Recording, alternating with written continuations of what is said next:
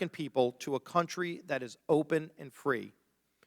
25 Republicans were focused on growing our economy and increasing supply of workers, expanded investment, and for bringing back jobs to America, strengthening supply chains, and returning the American people to a country that is open and free.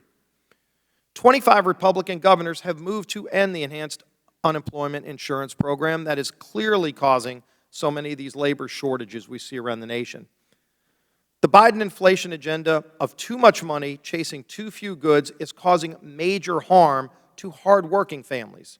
Whole truth and nothing but the truth, so help you God. Inflation has increased notably in recent months. This reflects, in part, the very low readings from early in the pandemic falling out of the calculation, the pass-through of price increases in oil prices to consumer energy prices, the rebound in spending as the economy continues to reopen, and the exacerbating factor of supply bottlenecks, which have limited how quickly production in some sectors can respond in the near term.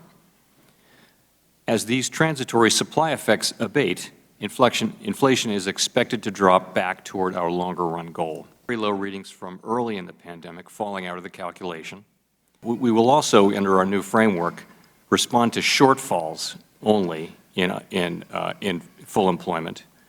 We will not raise interest rates preemptively because we think employment is too high, because we fear the possible onset of inflation. Instead, we will wait for actual evidence of actual inflation or other imbalances. Political spectrum that we need to achieve more inclusive prosperity. There's a growing realization, really, across the political spectrum that we need to achieve more inclusive prosperity. Real incomes at the lower end of the spectrum have stagnated relative to those at the top. Mobility across income spectrums has declined in the United States and now lags that of most other advanced economies. These things hold us back as an economy and as a country, and I do think these are important issues that relate to the overall performance of the economy, and therefore are in scope for us to analyze and call out. Those benefits disappear or significantly decrease.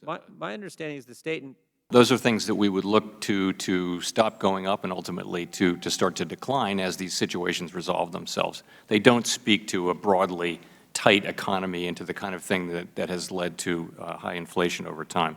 I will say that these effects have been larger than we expected, and they may turn out to be more persistent than we've expected. But the incoming data are very much consistent with the view that these are factors that will wane over time, and that inflation will then move down toward our goals, and we'll be monitoring that carefully. It seem to work really well.